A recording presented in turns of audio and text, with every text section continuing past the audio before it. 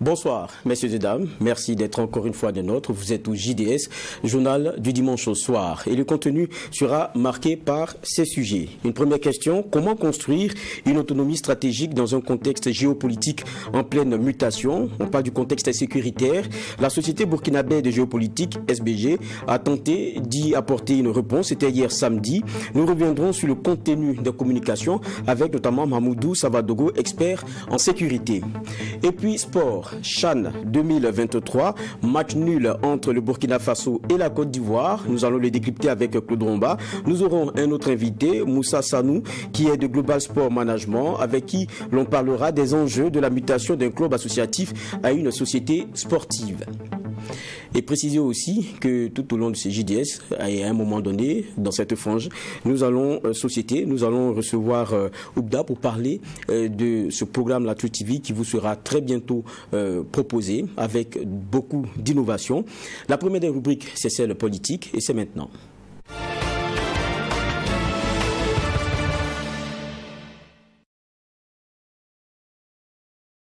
Nous l'annoncions en titre, la Société burkinabé de géopolitique SBG en abrégé a organisé hier samedi 27 août une conférence publique au Centre national de presse Norbert Zongo. La thématique, c'est la lutte contre le terrorisme au Sahel avec une question centrale, comment construire une autonomie stratégique dans un contexte géopolitique en pleine mutation. Une manière donc pour les organisateurs de lancer le débat sur la question de l'autonomie stratégique et partant de la coopération régionale et bilatérale. La conférence de presse a connu une forte mobilisation. Le point nous est fait par Maxime Jean-Eudes de Bambara. Lutte contre le terrorisme au Sahel, comment construire une autonomie stratégique dans un contexte géopolitique en pleine mutation? C'est la question au cœur de cette conférence publique organisée par la Société burkinabé de géopolitique avec comme communicateur l'administrateur civil Kalifara Séré, le colonel-major Ousmane Traoré, l'expert en sécurité Mahamoudou Savadogo et le colonel Auguste Denis Bari, exposant sur les pistes de renforcement de l'autonomie stratégique en matière de réflexion stratégique, de mobilisation des ressources nécessaires à la guerre et des logistiques nécessaires. Ce dernier invite d'abord les burkinabés et partant les Africains à déconstruire les perceptions négatives distillées depuis des siècles, donc à décomplexer les mentalités. Je me suis interrogé de savoir si véritablement, est-ce que c'est possible vraiment que nous ayons une autonomie stratégique en Afrique et pour nos pays.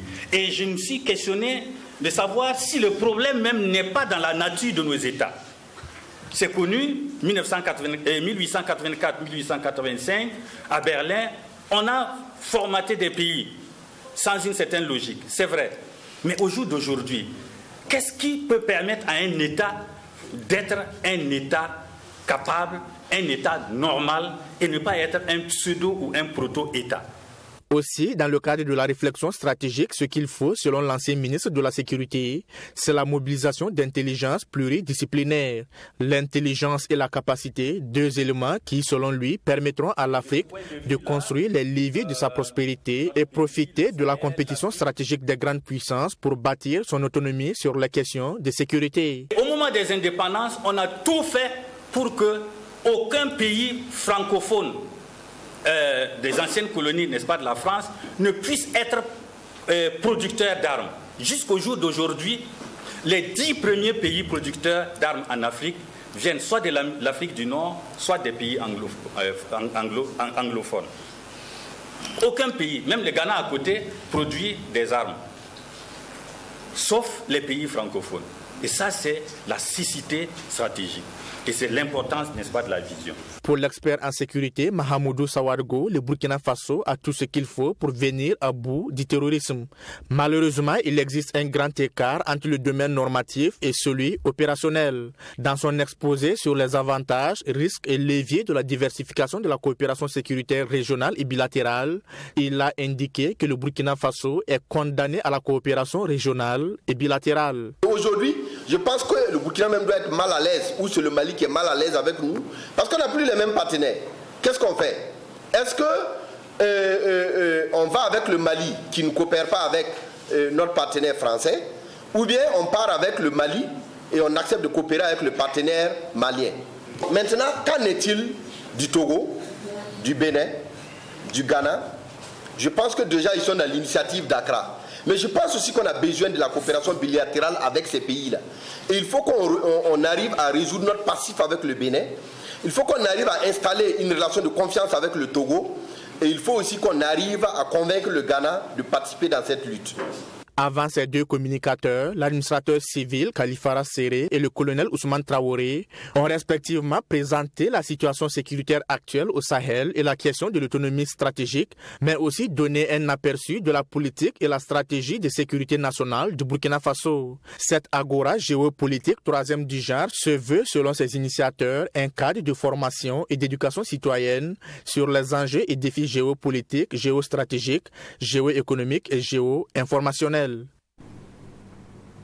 Nous restons donc sur la question sécurité, donc politique sécuritaire, et nous sommes avec l'un des communicants lors de ce panel-là, Mamoudou Savadogo, expert en sécurité, qui lui s'était étendu sur le thème les pistes de diversification de la coopération sécuritaire. Bonsoir. Bonsoir et merci pour l'invitation. C'est un plaisir, d'autant plus que le sujet il est très actuel, il est sensible et il cristallise toutes les attentions, et c'est bien pour cela qu'on vous a ici. J'étais donc à ce panel-là, on a vu tout ce qui a été dit, avec d'abord ce qu'il y avait autour de la table. Maintenant, vous concernant, il y a ce que vous partagez. Vous disiez que le classement des pays les plus impactés par le terrorisme dans le monde, eh bien le Burkina, il est en 4e position. Quand on regarde, je pense que le premier c'est l'Afghanistan. Oui. Le deuxième, j'oublie un peu, mais c'est des pays qui ont, on va dire, la question terrorisme qui leur est un peu collée à la peau parce que ça date d'il y a longtemps là-bas. Et on a donc le Nigeria qui vient en 6e position, le Mali en 7e, le Niger en 8e. Mais on se pose la question, le Burkina qui a été touché il n'y a pas si longtemps, quand on regarde, c'est 6 ans, 7 ans à tout casser, mais qui est 4e pays le plus impacté au monde. Qu'est-ce qui n'a pas marché? Qu'est-ce qui explique cela? Alors, c'est d'abord le fait que, à un moment donné, dès le départ d'ailleurs, on a mal diagnostiqué la question terroriste. Premièrement, on était dans la théorie du complot. Ensuite, on est passé dans l'accusation des pays étrangers, c'est-à-dire on disait que les terroristes n'étaient pas des Burkinabés, c'était des peaux blanches ou des gens qui venaient d'autres pays. On se refusait d'accepter que il y avait des problèmes à l'intérieur du pays. Ensuite, troisièmement, maintenant, on a réussi maintenant à accepter. Et on a commencé à accepter que le terrorisme existait au Burkina. Je pense que c'est à partir de 2019-2020. Donc, soit 3-4 ans après. Et donc, ça a laissé l'espace, ça a laissé le temps à ce terrorisme-là de s'installer, de se gangréner et d'occuper, de dérouler toute sa stratégie. Et malheureusement, comme j'aime le dire, ils sont déjà en avance sur nous, sur presque 5 ans d'avance sur notre stratégie qu'on veut dérouler actuellement. Et c'est cela qui explique pourquoi le Burkina aujourd'hui est parmi les pays les plus touchés, c'est-à-dire le 4e pays, le premier pays de l'Afrique de l'Ouest et le premier pays aussi du Sahel central. Et il faut aller chercher les causes de façon spécifique selon le lieu dont on voulait parler en termes de terrorisme. Pour ce qui est de la région du Sahel, quelles sont les causes profondes? Alors les causes profondes, on peut dire que vient en tête la malgouvernance. La malgouvernance dans tous ses plans. C'est-à-dire la malgouvernance sécuritaire, la malgouvernance dans l'administration. Il y a des zones aujourd'hui qui ont basculé rien qu'à cause de la malgouvernance. Vous avez des questions d'injustice, des questions foncières, des questions de l'absence de l'administration. Donc la malgouvernance vient en tête. Ensuite, on a des questions de minorités et des questions de communautés qui revendiquent des droits ou bien qui sont persécutées. Et ensuite, on a des questions économiques, parce que le Burkina occupe une position stratégique en Afrique de l'Ouest et au Sahel. Si vous voulez, le Burkina est le dernier verrou avant les pays côtiers. Donc le Burkina est objet de convoitise. Et enfin, il y a aussi la malédiction de nos richesses. C'est-à-dire, si vous avez remarqué, tous les problèmes du Burkina ont débuté après 2011, après qu'on a commencé à découvrir et à mettre en œuvre nos différentes mines, etc., etc. Donc ça fait l'objet aussi de convoitises et des multinationales et des groupes armés terroristes. Et vous parlez de groupes de soutien à l'islam et aux musulmans, le GSIM, il y a aussi l'État islamique au Grand Sahara, et il parle de groupes aussi ou bandes criminelles. Quelles sont leurs spécificités? Parce que c'est elles qu'on rencontre de façon majeure au Sahel. Oui. Alors, comme je l'ai dit, depuis 2015, on a laissé ces groupes-là s'installer. Alors, de 2015 à 2017, les deux groupes, que ce soit le groupe de soutien à l'islam aux musulmans et l'État islamique au Grand Sahara, fonctionnaient ensemble. C'est-à-dire qu'il y avait une coalition entre ces deux groupes. Et ils avaient fait une répartition stratégique du Burkina. Le groupe de soutien à l'islam aux musulmans, dont le leader est Iyag Agali et l'adjoint Amadou Koufa, occupaient les régions du Sahel, du Nord et les régions de la boucle du Mouhoun. Et l'État islamique occupait une partie de la région du Sahel, c'est-à-dire l'Oudalan, et le Yaga, et une partie de la région de l'Est. Mais à partir de 2019-2020, il y a eu une dissension. Cette dissension est venue du fait que l'État islamique et le GENIM n'adoptent plus le même mode opératoire. Parce que le GENIM se préoccupe plus des populations, ils épargnaient les populations, parce que pour eux, les populations ne sont pas des troupes combattantes, les populations devaient être épargnées. Alors que l'EGS voulait instaurer une califat. Donc cette dissension a fait que ils se combattent les deux groupes. Maintenant, quant aux bandes criminelles, alors, il y a une acquaintance avec les bandes criminelles, c'est purement stratégique. Vous savez que les bandes criminelles sont aussi en rupture de banc avec nos États. C'est ça. Alors, l'avantage pour ces bandes criminelles de s'allier avec les groupes armés terroristes, c'est que les groupes armés terroristes les équipent sur le plan logistique et les forment sur le plan technique pour la pose des IED et aussi pour l'obtention des armes et des munitions et aussi une formation technique. En contrepartie, les groupes criminels étaient installés au Burkina depuis des années. Donc, ils maîtrisent bien les itinéraires, ils maîtrisent les trajectoires, ils maîtrisent les positions des forces de défense et de sécurité. Donc, ce dont a besoin les groupes armés terroristes pour pouvoir échapper et anticiper les actions des forces de défense et de sécurité. C'est ce qui fait que sur le terrain, ils ont une avance. Parce que là où l'État était absent, les bandes criminelles occupaient ces zones. Vous savez très bien que la région de l'Est, par exemple, il y a un inégal maillage sécuritaire. Ce qui fait que la partie que l'État n'occupait pas était occupée par les bandes criminelles qui maîtrisent le terrain. C'est la même chose au Sahel. Okay. Il y a des bandes criminelles qui maîtrisaient ces zones-là. Et aujourd'hui, on a des leaders de groupes armés terroristes, et des leaders locaux qui sont des criminels, c'est-à-dire des criminels qui se sont radicalisés. Et ces criminels étaient fichés depuis longtemps par la gendarmerie ou par la police. Et donc voilà un peu, ce tandem fait qu'effectivement, ils ont une longueur d'avance sur l'État et sur les forces de défense et de sécurité. Dans la communication d'hier, il y a un point quand même aussi très important que vous avez abordé, et c'est la question aussi qui taraude l'esprit de tout le monde. La filière d'approvisionnement ou les filières d'approvisionnement. Parce qu'on se demande, quand ils viennent, ils attaquent même des camps et tout, ils viennent avec un armement lourd, d'où ça vient tout ça? Même la moto et tout ce qu'on voit. Et entre parenthèses, il y avait aussi des pistes qui nous avaient été données il n'y avait pas longtemps par le général Michon, je ne sais pas si je coche le nom, oui, qui disait que la première source d'approvisionnement en armes des terroristes, ce sont les armées burkinabées et maliennes. Est-ce que c'est vrai? Effectivement, lorsqu'on regarde l'armée, vous savez, le groupe de soutien à l'islam aux musulmans a un site où ils font la propagande et où ils publient tout le matériel qu'ils récupèrent. Effectivement, lorsqu'on regarde sur ces sites, on voit clairement que c'est l'armement de l'armée burkinabé, nigérienne et malienne. Alors, maintenant, il y a différentes sources d'approvisionnement. Prenons la source d'approvisionnement en armes et munitions. Les groupes armés sont bien structurés. Vous savez, ils ont construit de façon méthodique leur conquête du Burkina. 2015-2016, ils ont pris la région du Sahel. 2017, c'est une partie de la région du Nord, une partie de la boucle du monde. Et 2018 a été déterminant dans cette lutte et dans cette guerre. C'est la prise de la région du Sahel et de l'Est. D'accord.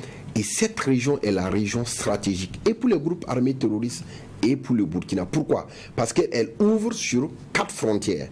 Le Niger, le Bénin, le Togo, et d'une moindre mesure, avec le centre-est, vous avez le Ghana.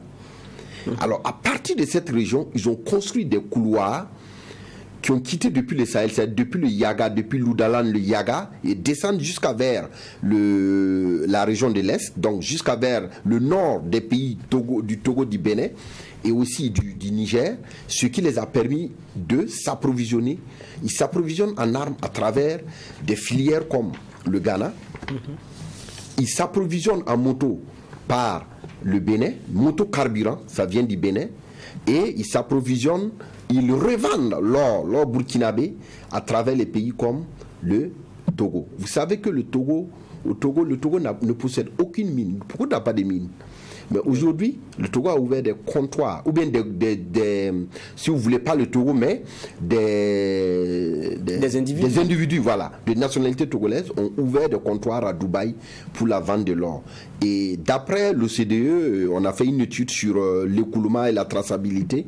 Il se trouve qu'à peu près 36% de l'or extrait des mines artisanales et passe par cette filière pour atteindre les pays comme Dubaï. Donc ça veut dire qu'aujourd'hui, si nous arrivons effectivement à contrôler cette vaste région, nous allons acheter les sources d'approvisionnement en armes, en moto, carburant et aussi la vente d'or. Voilà pourquoi le contrôle des mines d'or artisanales est important, mais malheureusement, nous avons laissé ce contrôle-là au groupe armé terroriste. L'Est, par exemple, il contrôle près de 54 à 56 mines artisanales. Et ça coûte entre 15 à 25 milliards par an, ce qu'ils gagnent, rien qu'avec leur paillage. Et vous savez qu'avec le carburant, ça rapporte encore plus. Et vous pouvez vous renseigner au sein des institutions douanières et des institutions économiques. Combien peut rapporter un seul camion-citerne qui rentre sans payer de taxes? Vous savez que le prix du pétrole, le prix de l'essence est élevé parce qu'on paye les taxes. Et quelqu'un qui arrive à le faire rentrer sans payer les taxes, ben c'est du 200 à 300% de bénéfices. D'accord. Et on revient sur l'un des actes les plus importants, c'est les propositions que vous faites, mais en même temps, on a des espaces, on appartient à certaines communautés voulues, on parle de l'ONU, l'UA, CEDEAO. Quelquefois, on se demande, avec toute cette batterie, toute cette armada, pourquoi est-ce qu'on n'y arrive pas? On a l'impression qu'on se marche là-dessus et qu'on ne sent pas vraiment leur apport de façon concrète. Parce que d'abord, c'est des apports qui ne tiennent pas compte des dynamiques locales. C'est des apports qui sont basés beaucoup plus théoriques et lointaines, qui ne s'adaptent pas aux réalités des pays. Quand vous prenez le Mali, avant le départ des Barkhane, on avait près de 22 à 23 stratégies qui existaient au Mali. Mais ça n'a pas empêché le Mali de perdre 75% de son territoire. Et vous prenez la CEDEAO, vous savez que jusqu'en 2021, la CEDEAO était aux abonnés absentes. Même jusqu'à présent, on n'a pas vu clairement une position claire, c'est-à-dire une opération ou des stratégies mises en place par la CEDEAO qui marchent. C'est la même chose que le G5 Sahel qui aujourd'hui est entre la vie et la mort. Et mieux, vous avez vu, les gouvernants, les pays du côtier ont inventé une autre organisation sous-régionale qui est l'initiative d'Accra. Et l'initiative d'Accra regroupe les pays du Sahel et les pays côtiers. Et c'est cette initiative d'Accra qui aujourd'hui a presque pris le relais, le pas sur le G5 Sahel et est en train de mener des opérations. Par exemple, Goudalgou, vous avez dû entendre des opérations Goudalgou, qui est chargée de sécuriser les frontières de l'ensemble de ces pays. Donc, l'initiative d'Accra regroupe le Bénin, le Togo, le Ghana, la Côte d'Ivoire, le Burkina, et le Mali, et puis le Niger, qui est un pays observateur, ainsi que le Nigeria. Donc, vous avez tout ça, mais ce n'est pas adapté. Et sans oublier que les organisations régionales, internationales et sous-régionales sont des organisations où les dirigeants acceptent d'adhérer ou pas en fonction des intérêts d'abord individuels des pays. En plus des intérêts individuels, il y a des intérêts particuliers même des chefs d'État. Parce que vous avez vu que aujourd'hui, ou bien avant 2020, c'est-à-dire avant la série de coups d'État, chaque chef d'État était préoccupé par la campagne qu'il devait organiser. Que ce soit le Niger, que ce soit le Burkina, que ce soit le Mali, c'était les campagnes qui étaient la préoccupation première de ces chefs d'État. Donc du coup, la question de la sécurité était reléguée au second plan. Donc c'est tout ça qui fait qu'aujourd'hui les organisations sous-régionales n'arrivent pas à marcher. Voilà pourquoi il faut miser plutôt sur la coopération bilatérale qui, elle, est moins lourde et est beaucoup plus efficace parce que les deux États qui acceptent de rentrer en coopération bilatérale ont forcément des intérêts clairs et bien précis. On y est d'ailleurs, coopération bilatérale, mais entre pays aussi, quelquefois, c'est complexe. Parce que quand vous regardez derrière, tout à l'heure dans l'élément, vous l'abordiez, quand on regarde derrière, les pays aussi se positionnent avec des alliés qui gênent quelquefois l'autre partie. Je prends le cas du Mali. Oui. Aujourd'hui, c'est un cas patent, difficile, que ce soit pour le Niger comme le Burkina, puisque les alliés sont ceux qui dérangent l'autre. Oui. Comment est-ce qu'on fonctionne dans ce type de coopération ? Justement, c'est ça qui fait qu'aujourd'hui, l'Afrique et le Sahel a du mal à décoller et a du mal à trouver des solutions face à ces groupes armés qui, eux, je le souligne, ils sont regroupés en organisation régionale depuis la création du G5 Sahel. Mais eux, ils ont quand même pu maintenir cette cohésion entre eux. Vous savez que le G5 est né quelques mois après le G5 Sahel. Et le G5 aussi regroupe 5 organisations terroristes à travers le Sahel et différents États. Mais eux, jusqu'à présent, ils maintiennent leur coalition et ils arrivent à bien fonctionner que nous. Maintenant, pour revenir à votre préoccupation, comment est-ce que le Burkina peut coopérer avec le Mali alors qu'on n'a pas les mêmes partenaires? C'est cela. Voilà la question. Comment est-ce que le Mali peut coopérer avec le Niger alors qu'ils ne se parlent même pas? Au-delà du fait qu'ils n'ont même pas le même partenaire, ou au-delà au fait que le partenaire qui a quitté la fenêtre, qui est sorti par la fenêtre au Mali est rentré par la porte au Niger, et comment est-ce qu'ils peuvent coopérer? Ça va être difficile. Et même entre le Niger et le Burkina, c'est vrai que vous avez vu le chef d'état-major nigérien est venu pour parler de coopération, mais lorsque vous vous tenez au Niger, je ne sais pas, j'ai suivi, vous avez eu un entretien avec le président nigérien, mais les Nigériens ont un langage clair. Les Nigériens ont un langage clair, ils disent que ils n'ont pas de groupes armés installés sur leur territoire. Ils accusent le Burkina et le Mali d'abriter ces groupes armés terroristes. Donc vous voyez que on a de sérieux problèmes, alors que les groupes armés n'ont pas de frontières. Eux, ils se jouent d'ailleurs des frontières et ils profitent de cette divergence entre les États pour pouvoir effectivement et gagner du terrain et aussi affaiblir un pays ou un autre. Et malheureusement, il faut à un moment donné qu'il y ait une coalition parce que nous sommes liés par le même destin. Quand vous prenez les 3 pays, le Niger, le Burkina et le Mali, ils forment le fuseau central du G5 Sahel. Et s'il manque un, ça ne va pas fonctionner. Même si le Burkina et le Niger sont en relation bilatérale, si on n'implique pas le Mali, à partir du Mali, les groupes armés attaqueront toujours le Burkina et le Niger. Et ça, c'est comme je l'ai dit, il va falloir que nous taisons nos divergences et que nous voyons l'intérêt supérieur des populations qui souffrent et qui ont besoin effectivement d'une solution pérenne. Et donc, pour terminer avec ça, juste des chiffres, vous avez que l'ensemble des établissements qui sont fermés dans les 3 pays, le Burkina, le Niger et le Mali, se trouvent dans un même espace, c'est-à-dire le Liptako Gourma. Donc ça veut dire que si on y prend garde, bientôt, dans l'espace Liptako Gourma que forment les 3 pays, il n'y aura plus d'école. Parce que 75%, sinon même 80% des écoles qui sont dans cette zone ont déjà fermé. Oui, mais là encore, on n'a pas forcément la réponse. On a le Mali qui est à l'aise avec la Russie. Ça dérange les Français qui sont en train de s'installer au Niger. Et le Burkina qui semble-t-il ne se positionne pas vraiment quand on regarde, parce qu'il y avait une demande claire comme le Niger à avoir, on va dire, un rapprochement plus intéressant avec la France.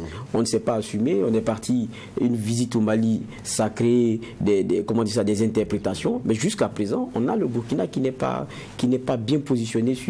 C'est le même sentiment que vous avez? Oui.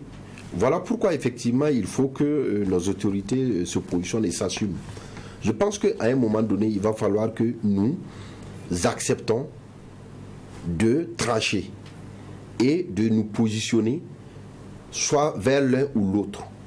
Mais est-ce qu'on on n'a pas le temps. L'un ou l'autre. Est-ce que le Burkina a les moyens? Et l'autre, mais en s'assumant, en disant à nos partenaires, vous nous acceptez comme ça. Mais pas en jouant au jeu de cache-cache. D'accord. Voilà. Mais quand on regarde, c'est bien délicat, hein, parce qu'il y a une bonne population qui demande ouvertement que la coopération soit plus accrue avec la Russie. Il y en a qui le voient d'un autre œil. Le Mali n'est pas le Burkina, les autorités maliennes ne sont pas les autorités burkinabées, mais peut-être la petite brèche que je vais fermer avant de passer à d'autres sujets. Quand on regarde aujourd'hui l'actualité malienne, c'est des accusations claires sur des soutiens français aux terroristes. Est-ce que c'est des choses possibles? Je ne sais pas sur quoi ils se basent pour le dire, mais s'ils le disent jusqu'au Conseil de sécurité, c'est qu'ils ont des preuves. Mais c'est à tomber de nu, effectivement. Mais n'oublions pas que chaque intérêt et chaque pays agit en fonction de ses intérêts. Et il faut que les Africains le comprennent. Il faut que surtout les Burkinabés le comprennent. Aucun pays ne viendra défendre le Burkina pour les beaux yeux du Burkina. C'est clair. S'ils vont s'allier avec les groupes terroristes pour défendre les intérêts de leur pays, ils le feront. Donc c'est à nous de savoir identifier clairement nos partenaires et aussi identifier clairement nos besoins et diriger nos partenaires en fonction et choisir nos partenaires en fonction de nos besoins. Et donc il ne faut pas s'attendre à ce que des militaires ou toute autre structure viennent se battre à notre place, parce que ce n'est pas la solution. Vous savez combien coûte un jour de partenariat du Mali avec le groupe Wagner?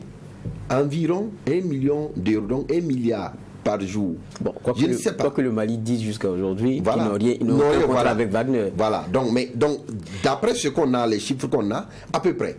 Donc vous voyez que clairement, et si on a cette somme, effectivement, et qu'on équipe nos unités, on équipe nos hommes, je pense qu'on peut venir à bout. Et surtout pour le cas du Burkina. Mais les présences militaires françaises aussi, il y a forcément aussi de ce que vous payez d'une façon ou d'une autre. Forcément. Et donc voilà pourquoi je dis... Donc on ne parle pas aussi. Justement, voilà pourquoi je dis, il faut que nous mettons l'accent sur la bonne gouvernance. Pour moi, la clé ici, surtout sur le plan politique, c'est la bonne gouvernance. Si nous optimisons les moyens que nous avons, eh bien, je pense qu'on va on a les moyens nécessaires pour équiper nos forces de défense et de sécurité et ne pas dépendre d'un pays étranger ou d'un autre. Et peut-être que si on a besoin de l'aide, on pourra faire appel à nos voisins. Nous avons le Ghana, nous avons le Togo, nous avons le Bénin. Mais malheureusement, on a des relations difficiles avec quelques-uns de nos voisins.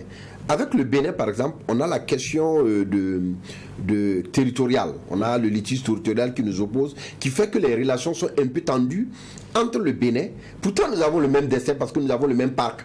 Le parc W continue du Burkina vers le Bénin. Et avec le Togo, oui, ça va, on a de très bonnes relations. Avec le Ghana, il faut convaincre le Ghana, on partage aussi des informations, on a des relations, mais il faut accentuer pour que peut-être, sur le plan logistique, effectivement, le Ghana nous vienne en aide. Donc, ça veut dire, et la Côte d'Ivoire aussi. Donc, ça veut dire que si nous allons avec nos voisins unis, ben, nous allons pouvoir trouver la solution parce que le Burkina, dans la stratégie des groupes armés terroristes, le Burkina est attaqué à partir de ses frontières. Le Burkina n'est pas attaqué de l'intérieur. Alors que nous savons que le Burkina est un pays enclavé. Donc, comment est-ce qu'on peut expliquer ça? Ça veut dire que la solution viendra forcément aussi avec nos voisins. Ce sera la dernière question. Vous dites que le Burkina Faso présente un contexte sécuritaire délétère qui défie toutes les prévisions, une crise d'une volatilité sans précédent sur fond de violence armée, de conflits communautaires, d'augmentation de la criminalité et du banditisme. Mais vous dites tout de même que sur le plan normatif, tout ce qu'il faut pour venir à bout de l'extrémisme violent et du terrorisme est possible. Maintenant, il y a un écart entre le normatif et puis ce que nous avons dans l'opérationnel. Dans quelques jours, les 5 mois demandés en termes d'observation par le président Damiba vont arriver à échéance. On sera début septembre. Est-ce que vous pensez que pendant ces 5 mois-là, on a resserré cet écart-là qu'il y a entre ce que vous appelez normatif et puis l'opérationnel pour qu'on ait des résultats plus intéressants? Ou bien on en est loin encore? on en est loin. Malheureusement, pendant les 5 mois, on a encore fait plus du normatif que du terrain. Quand vous regardez, on a mis en place la BVDP, on a mis en place le COTN, on est en train d'opérer, on a mis en place encore, on est en train de voter, ou bien même on a voté en tout cas courant mois passé, et la stratégie nationale de lutte contre l'extrémisme violent. Donc, vous avez tous les textes qui sont prêts. On a aussi mis en place les comités de dialogue locaux. Maintenant, ce qui nous reste à faire effectivement, c'est de réduire considérablement l'écart entre l'opérationnel et le normatif. Donc ça veut dire que maintenant, nous avons tous les leviers. Il faut maintenant activer ces leviers et voir quel est le levier qui ne marche pas et le réajuster. Ça veut dire qu'on ne doit plus être dans les bureaux, on ne doit plus être on doit plus être sur le terrain que dans les bureaux. Donc malheureusement, et comme je l'ai dit, tout ce qu'on a mis en place jusque-là, c'est-à-dire au cours des 5 mois, c'est très bien, ça va produire des effets à long terme, mais nous sommes loin du compte. Et même que c'est pire parce que la situation s'est considérablement dégradée et nous avons une situation aujourd'hui qui est pire qu'il y a 5 mois. Et nous avons une situation qui complique d'ailleurs la tâche si nous n'adaptons pas ce que nous avons normé. Donc si nous n'adaptons pas rapidement ce que nous avons normé, ils seront bientôt dépassés. Donc voilà la situation dans laquelle nous sommes. Merci bien, Mamoudou Sabadogo, d'être passé sur ce plateau. Merci. Je rappelle que vous êtes expert en sécurité et on est resté donc pendant 30 minutes sur ce sujet ô combien intéressant. Nous allons, parce que nous sommes dans la frange politique, on parlait politique sécuritaire, nous allons venir sur un homme qui aura marqué aussi le Burkina pour avoir été l'un des acteurs de cette vie politique-là. Ça fait déjà 5 ans, le 19 août dernier, que Dr Salifou Diallo, ancien président de l'Assemblée nationale et président du mouvement du peuple, le progrès MPP, a donc tiré sa révérence, et à l'occasion de ce 5e anniversaire de sa disparition, les militants et sympathisants du parti au pouvoir, ex-parti au pouvoir, ont tenu à lui rendre un hommage. C'était le 27 août et cela s'est fait à travers plusieurs activités, notamment un panel et une projection de film sur la vie politique du disparu. C'est maintenant. 5 ans après la mort de l'homme politique Dr Salifou Diallo, les souvenirs restent toujours gravés dans la mémoire des militants de son parti, le Mouvement du Peuple pour le Progrès. Après 1 minute de silence en sa mémoire, la projection de ce film sur la vie de feu Dr Salifou Diallo. Ces images laissent voir un tant soit peu son parcours politique, notamment l'impact de son passage à l'Assemblée nationale en tant que premier responsable. Un leader, un homme de combat et d'action. C'est l'unanimité qui se dégage quand ses camarades politiques parlent de cet homme d'État. Maître Benewende Stanislas Sankara, ancien premier vice-président, revient sur les grands chantiers que le regretté a pu initier. C'était de reconstruire un parlement à la hauteur de l'ambition. C'est surtout de faire du parlement burkinabé le temple de la démocratie inclusive, de faire en sorte que la place de la femme lui revienne, tout comme celle des jeunes. Et l'ensemble de ces combats, il a eu le temps de le concevoir à travers un plan stratégique, opérationnel, qui devrait faire du Parlement burkinabé à l'horizon de l'année 2020 une assemblée nationale crédible. Malheureusement, le destin en a décidé autrement. Toutefois, des actions ont été conduites sous le magistère de cette ancienne figure emblématique de la classe politique burkinabé. On peut noter la construction de grands barrages comme celui de Samandeni et de Ziga, alors qu'il était ministre en charge de l'agriculture et de l'eau.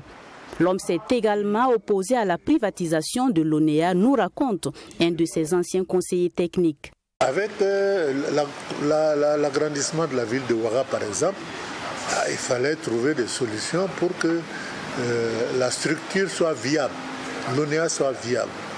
Pour que l'ONEA soit viable, il fallait trouver des approches de gestion. Et c'est sur la base de la gestion qui n'était pas bonne que la question de la privatisation est venue. Et nous avons mené avec le ministre Salif Diallo une bataille contre cette privatisation-là. Ce qui a abouti à ce que l'ONEA existe sous sa forme que le Burkina veut jusqu'à nos jours. Et il tenait à ce que le Burkina ne continue pas à souffrir du manque d'eau. Donc il fallait, en plus de la société de distribution d'eau, l'ONEA, créer aussi des ouvrages de mobilisation des ressources en eau de surface. À travers ces différents témoignages, ces militants du MPP espèrent que la mémoire de leur ancien président transcende les générations du Burkina Faso et d'ailleurs. Ils entendent également les années à venir écrire un livre en la mémoire de l'homme qu'ils considèrent comme un bulldozer politique. Nous reformons donc la page politique et on ouvre une autre page, c'est celle société.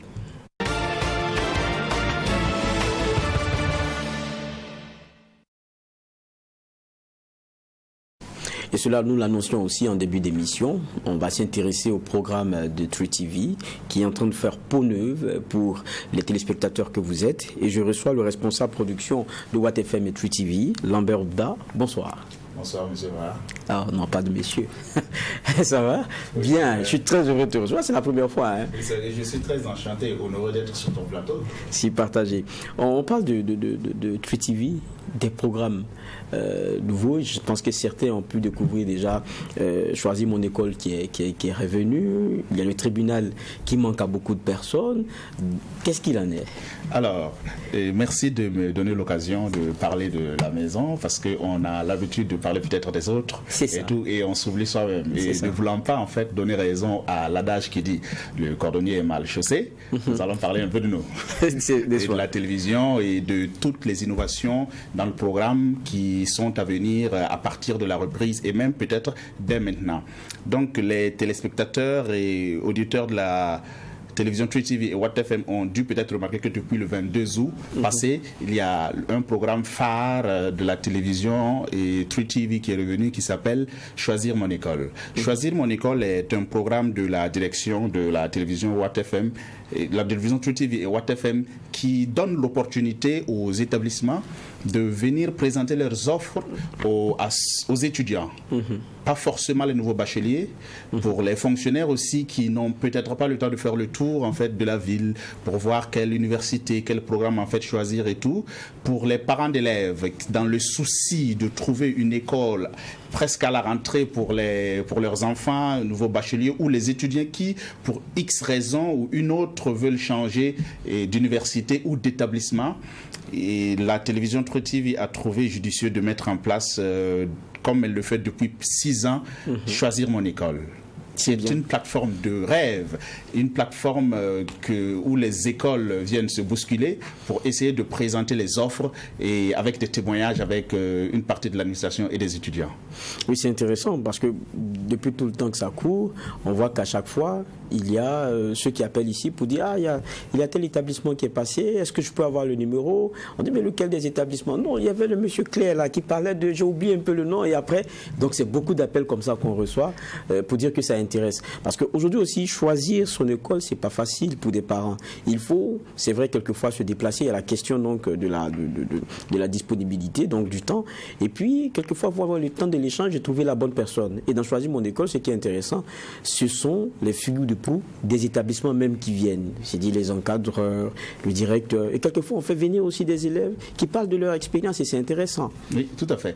Et vous faites bien de souligner cela parce que c'est pas souvent facile d'avoir les personnes ressources vraiment pour avoir les informations quand on part pour inscrire son enfant ou quand on part pour chercher un programme qui nous convient. Donc la télévision Tree TV, en mettant cela en place, vient en réponse en fait parce que on peut faire en fait des spots télévisuels de 30 à 1 minute maximum, mais c'est un truc condensé et on n'a pas toutes les informations. Et tous les jours à la télévision Tree TV en simultané sur la radio Watt FM entre 9h et 10h dans le temps imparti, les chefs d'établissement, les figures de proue de l'établissement avec certains étudiants viennent en fait déballer toute l'offre en fait, toute la possibilité de se former et tout ça. Et disons aussi quand vous venez à la télévision ou à la radio pour communiquer sur votre établissement pour vous assurer en fait que vous avez le gabarit qu'il faut, vous avez tout ce qu'il faut vis-à-vis de l'État et du CAMES, et aussi les résultats en fait qui vont avec. Donc c'est sans embâche que notre animateur vedette à qui on pense, on fait un coucou ce soir, David Nana, qui sans embâche il pose des questions pour vraiment édifier les téléspectateurs et permettre en fait à ces établissements-là de communiquer autour des activités, des propositions de formation de l'établissement qu'on peut offrir en fait aux étudiants et à tous ceux qui veulent en fait se former. Mené de main de maître par David Nana. Et David Nana, c'est le mot à dire, mais juste après il y a le tribunal. Le tribunal qui est absent depuis quelques semaines. Oui. Si vous permettez, juge va. Bon, au JDS, c'est pas ça. Mais pour la circonstance, je vais me permettre un peu ce langage pour dire que le tribunal, effectivement, depuis un certain temps, on remarque que le tribunal est absent de la télévision True TV. Il faut dire que c'est un repos mérité. Pendant 48 semaines, toute l'année, ils sont là à décrypter l'actualité, à dire, à tout faire et tout. Et les juges aussi, il fallait un peu de repos avant de revenir. Et je saisis l'occasion, même si ma voix, elle n'est pas appropriée, je pense qu'elle pourra compter pour dire merci à l'ensemble des juges, de tous les invités qui se sont prêtés à l'exercice du tribunal, au président et tout, pour dire merci pour le travail abattu et tout ce que vous faites en fait pour le peuple burkinabé et même au-delà. Parce que ce n'est pas seulement l'actualité nationale, c'est aussi sous-régional, mais aussi international. Mais c'est vrai de dire merci à tous ceux qui acceptent de venir au tribunal.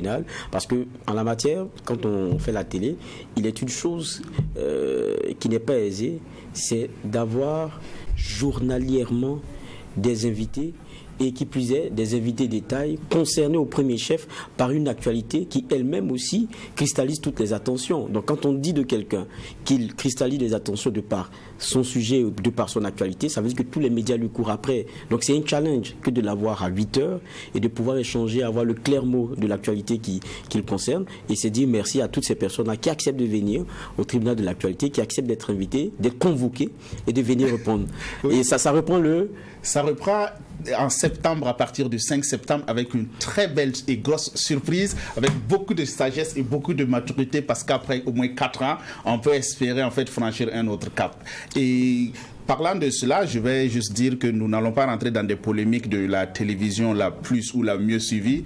Nous sommes confiants que nous avons des tranches de programmes qui battent en fait l'audience sur le plan national et même au-delà, et sur les plateformes numériques. Donc nous avons réussi en fait, et le JDS, le JDS aussi, et le tribunal de l'actualité en font partie, et la télévision, c'est un programme alléchant de la télévision True TV et la radio Watt FM, et aussi la plateforme web de la télévision qui offre et qui est leader en fait au niveau des programmes et tout. Et je peux peut-être modestement essayer de défier quiconque de venir nous montrer dans la matinée quelle est l'émission en fait qui est la mieux suivie sur toutes les chaînes de télévision. Je pense que le tribunal serait sans conteste en tête de liste. D'accord.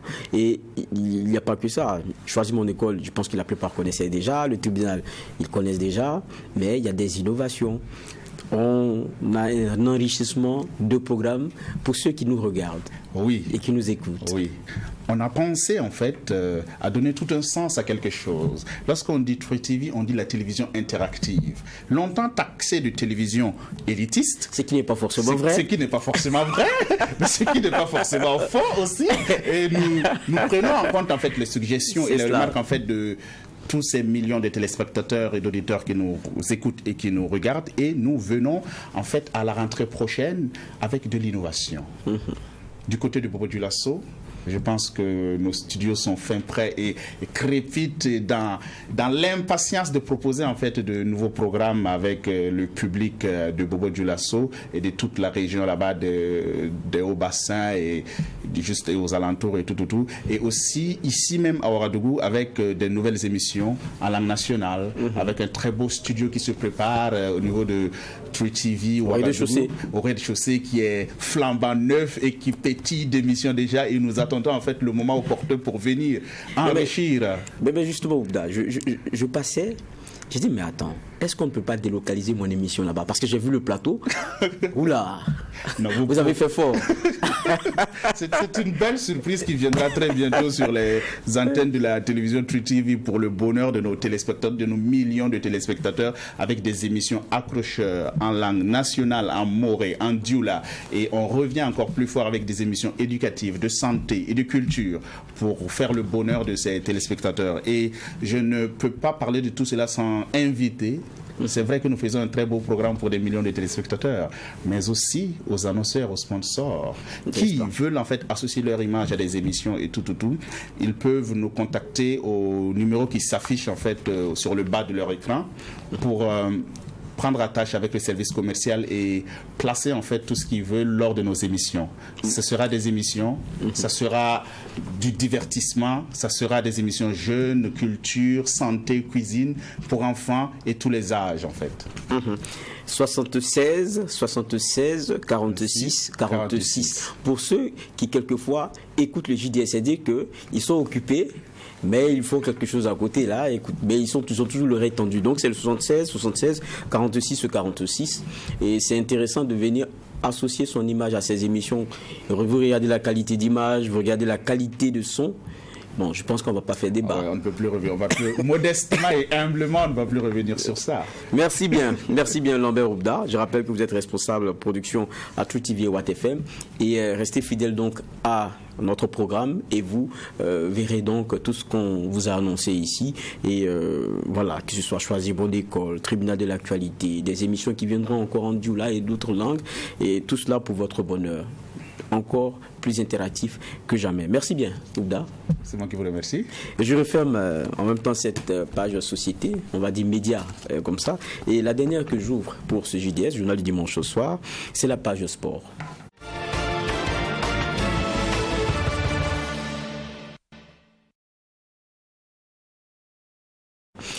Et pour ouvrir cette page sport, c'est vrai qu'en titre, nous annoncions la CHAN 2023, mais avant de revenir en image sur ce match-là, on va d'abord faire une découverte, un petit zoom sur le hockey sur gazon qui est pratiqué au Burkina Faso. Comment? Et puis qu'est-ce que c'est? D'ailleurs, pour ceux qui ne le connaissent pas, c'est dans cet élément que nous propose Hyacinthe Savadgo. En cette année d'existence, le hockey sur gazon est déjà un sport connu de tous, au vu du nombre de pratiquants, mais aussi la multitude de compétitions tant au niveau national qu'international que cette discipline connaît. Allez, on libère maintenant, on libère. Sur le plateau Simon Compaoré de Goumen, les entraînements s'enchaînent. On se serait dit en préparation pour une compétition internationale, alors que les débuts furent difficiles. Dès que nous avons été officiellement mis en place, nous avons commencé à travailler un peu. En attendant d'avoir des formations pour cela, nous avons envoyé des camarades au Ghana pour faire les premières formations et qui sont revenus partager un peu aussi leurs acquis, leur savoir. Et nous avons continué avec un expatrié qui est venu de la Belgique. Selon les premiers responsables, le hockey sur gazon actuel aurait des origines burkinabè. Des informations irrelatives le confirment. Vous savez, c'est un sport comme tous les autres sports. Et on a trouvé que le hockey sur gazon là, l'ancêtre du hockey sur gazon, dans nos recherches, se trouve au Burkina Faso, à Olodara, Tapé-Kakon. Donc c'est culturel. Et quand nous on commençait, on se disait ça c'est quel sport, on ne connaissait même pas. On avait entendu parler mais on n'a jamais touché, on n'a jamais attrapé une crosse. Et quand on a commencé à travailler là-dessus, on a vu que c'est facile. Nous avons préféré commencer avec les enfants de 11, 12, 13 ans. Voilà, ce sont eux qui ont grandi et que vous avez vu maintenant ce matin, qui sont devenus des juniors et certains des seniors, mais ils ont commencé tout jeunes. Nous avons préféré cela, parce que comme c'est une nouvelle discipline, c'est bon de commencer par les jeunes qui assimilent mieux les techniques là que si c'était déjà des grands. Pour le directeur technique national, le hockey possède plusieurs paramètres. Il y a le hockey indoor qui se joue à 6 contre 6 sur un terrain de 20 sur 40. Le hockey 5 qui se joue sur un demi-terrain de hockey à 11. Le hockey outdoor qu'on appelle hockey à 11, se joue sur un terrain de 91 sur 55. Et nous, avec la fédération, la vision de la fédération, comment développer le hockey plus rapidement et plus facilement. On a vu que la version hockey indoor s'y est au Burkina Faso d'abord. Et c'est un vrai amour entre le hockey et ses adeptes. Pour eux, c'est un sport comme tout autre. Franchement, le hockey, c'est comme le football et c'est très intéressant. Et je suis ravi de jouer le hockey. Je fais tout mon possible pour être le meilleur. Et franchement, on dit que c'est le travail qui paye. La manière d'attraper la crosse, je m'améliore un peu avec. Mais vu qu'il n'y a plus de revers et autres là, c'est uniquement que des pouces. Je m'en sors là-bas un peu. Je me sens très bien, surtout quand on joue avec les garçons. J'apprends encore plus, quoi. La Fédération burkinabé de hockey sur gazon dit avoir la volonté, mais manque de moyens pour bien faire. Elle lance un appel aux personnes de bonne volonté pour un soutien de tout genre afin que puisse régner le hockey au Burkina Faso. Retour sur ce plateau, et je l'annonçais même en début d'émission, on devra avoir des invités. Nous sommes avec Moussa Sanou, il est le directeur général de Global Sport Management.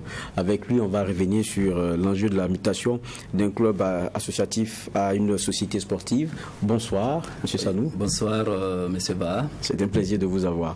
Et il y a aussi l'autre visage qui est à chaque fois, lorsqu'on parle sport au JDS avec moi, Claude Romba, bonsoir. Bonsoir, Geoffroy Ba, je pense qu'on est très heureux d'être ici. Et puis je dirais que le thème aujourd'hui en veut la chandelle, parce que là, parler donc de société sportive, je ne sais pas, au Burkina Faso, on verra bien. Évidemment. Ça va donner. D'accord. Mais avant, on a eu déjà, pour ce qui est de notre CHAN 2023, cette rencontre-là. 0-0 Burkina Faso, Côte d'Ivoire. On a quelques images puisque il n'y a pas eu de but. On a pu suivre ce match-là. Qu'est-ce que vous retenez en gros? On s'est annihilé, mais on aurait pu faire mieux. On aurait pu faire mieux, mais je dis que c'est un match en déplacement. Et puis il faut dire que ça a été un match très tactique, avec beaucoup d'engagement physique de part et d'autre. Du coup, quand on regarde, et puis quand on connaît aussi la rivalité entre le Burkina Faso et la Côte d'Ivoire, ce n'est pas simple, parce qu'aujourd'hui, quand vous regardez la tendance, en tout cas, en ce qui concerne, je ne dirais pas les divisions inférieures, ou en tout cas, si ce n'est pas l'équipe A, de plus en plus le Burkina commence à véritablement prendre le dessus sur la Côte d'Ivoire. Et ils en sont conscients. Cette année, on a vu, lors des petites catégories où le Burkina a battu la Côte d'Ivoire par 2 reprises. Donc du coup, les Ivoiriens ont quand même ça dans la tête qui trotte un peu, et que faut tout faire également pour ne pas que le Burkina Faso encore vienne le battre. Donc je pense que c'est un peu dans cette optique-là que la Côte d'Ivoire attendait le Burkina. Ils ont préparé ce match-là, ils ont pris ce match très au sérieux, parce que, comme vous avez dit, l'enjeu c'est la qualification donc au CHAN, et personne ne veut rater l'événement, ça aussi il faut le dire. Donc du coup, ça devenait un match assez difficile. Et puis il faut reconnaître que c'est un match de début de saison, que ce soit la Côte d'Ivoire ou le Burkina Faso, les deux pays n'ont pas encore commencé leur championnat. Donc du coup, il faut, comme je disais, la réalité de la saison dernière n'est pas forcément celle de ce début de saison. Donc les entraîneurs n'ont pas eu le temps d'avoir des joueurs qu'ils pouvaient juger en temps réel. Donc c'était un peu difficile. Donc il fallait un peu colmater les brèches. Et puis véritablement aller avec ce qu'on a. Je pense que pour ce que les étalons ont montré, ce n'est pas mal. C'est vrai qu'on a vu des étalons un peu plus attentistes, mais quand même qui auraient pu avoir, on a vu cette occasion qui a été ratée par Joshua Tchendrebego, qui a même éliminé le gardien avant donc de voir son ballon qui part dans le décor. Et après également aussi les étalons jouent à 10 contre 11. Donc tout ça aussi, il faut tenir compte de ça. Je pense qu'il ne faut pas jeter l'anathème forcément sur cette équipe. J'ai vu une équipe du Burkina Faso en tout cas assez bien, je dirais tactiquement. C'est vrai, moins bien physiquement et techniquement, c'est vrai. Mais comme je dis, c'est le début de saison. Mais ils ont obligation de résultat. Surtout que le deuxième match, ou le match retour, c'est normalement le Burkina qui reçoit, mais ça se joue au Maroc, certes. Mais là, il va falloir jouer tout. Parce que là, on n'aura plus besoin d'un match nul. Même si c'est un match nul autre que 0-0, ça n'arrange pas le Burkina. Donc aujourd'hui, je ne sais pas.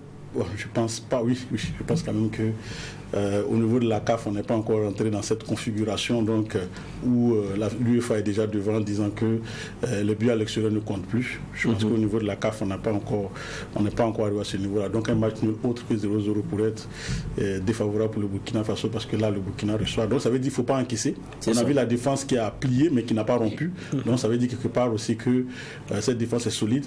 Il va falloir compter, même si Ouedraogo est sorti. Mais il va falloir tenir compte de ça et puis se préparer et puis véritablement compter sur nos attaquants qui pourront faire donc les stockages. En tout cas, il faut compter sur cette équipe-là. Je dis, le Burkina Faso n'a certes pas droit à l'erreur, mais je pense qu'ils vont jouer leur va-tout. Oscar Barreau l'a dit, ils vont jouer leur va-tout. Cette fois-ci, ça sera donc au Burkinabé de montrer, de plus jouer. On a vu cette équipe-là un peu plus attentiste, mais cette fois-ci, il va falloir donc jouer parce qu'on reçoit. Et je pense qu'on attend donc ce match-là. Mais comme on dit, ça reste quand même un derby, même si on dit le Burkina Faso contre la Côte d'Ivoire, il n'y a pas de petit match, il faut le dire. Donc, il ne faut pas aussi qu'on soit beaucoup plus je dirais, plus critique que ça. Il faut être assez indulgent parce que c'est le début de saison et je pense que les étalons vont, à mon avis, tirer leur épingle du jeu. J'espère également qu'ils pourront avoir la qualification au bout.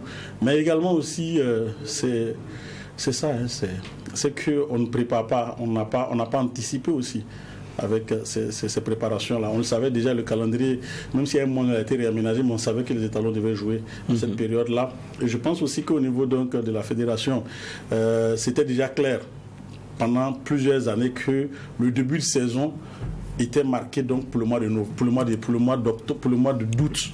Normalement pour le début du championnat. Donc on a accusé des retards alors qu'on savait très bien que à partir donc du mois de septembre les compétitions internationales allaient commencer. Donc c'est nous qui ne sommes pas préparés tôt. On a fini depuis je crois fin mai et puis les joueurs ont joué les derniers matchs en fin mai et n'ont plus eu de compétition. Donc c'est assez difficile. Il faut aussi comprendre que qui veut aller loin maintenant, ça monture. On aurait dû anticiper, se préparer mieux. Et que là où les ligues aussi n'ont pas joué leur rôle pour suppléer un peu la fédération, c'était le coupe de la ligue qui permettait donc de lancer les saisons. Mais cette année, on constate et du côté de Bobo Dioulasso et du côté de Ouagadougou, qui sont quand même les deux grands pôles donc du football, et évidemment les deux ligues, la Ligue du Centre et la Ligue des Hauts-Bassins, qui n'ont pas organisé donc du championnat. Du coup, quel est le révélateur qu'on donne à l'entraîneur national? C'est pas un magicien. Quel est le révélateur qu'on lui donne pour pouvoir préparer? Voilà, je pense que c'est vrai, certains disent non, du côté de la Côte d'Ivoire, il n'y a pas eu, mais on ne va pas regarder ce qui n'est pas bien. Il faut faire ce qui est bien et ce qui doit être bien.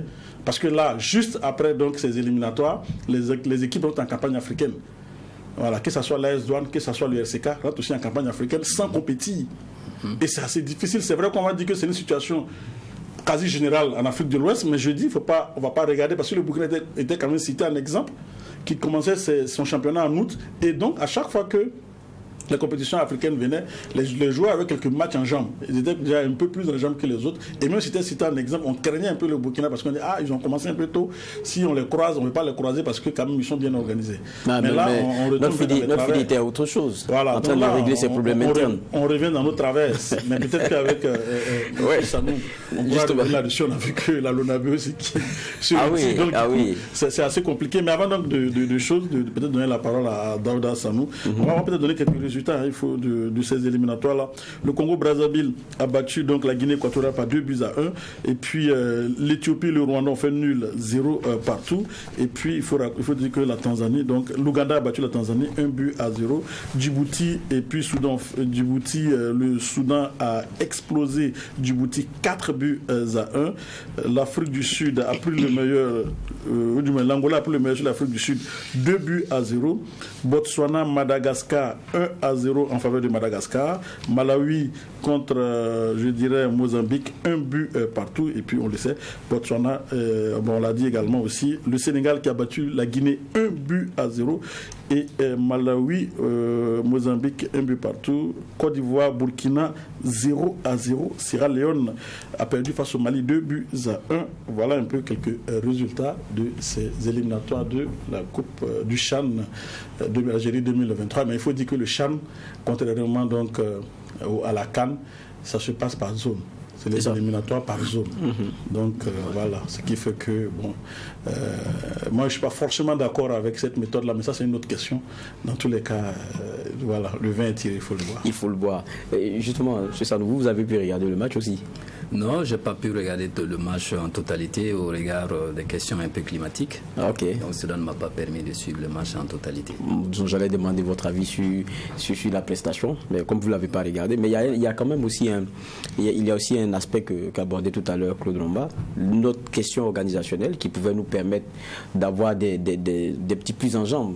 Parce que, voilà, pratiquant, mais là, on n'a pas encore commencé, c'est dans quelques semaines qu'on va commencer, non? Le 16 septembre. Ça ne leur a pas servi. Alors que les premiers matchs des éliminatoires, donc, et de la Ligue africaine des champions et de la Coupe CAF, c'est le 9 septembre, le 9 et le 11 septembre.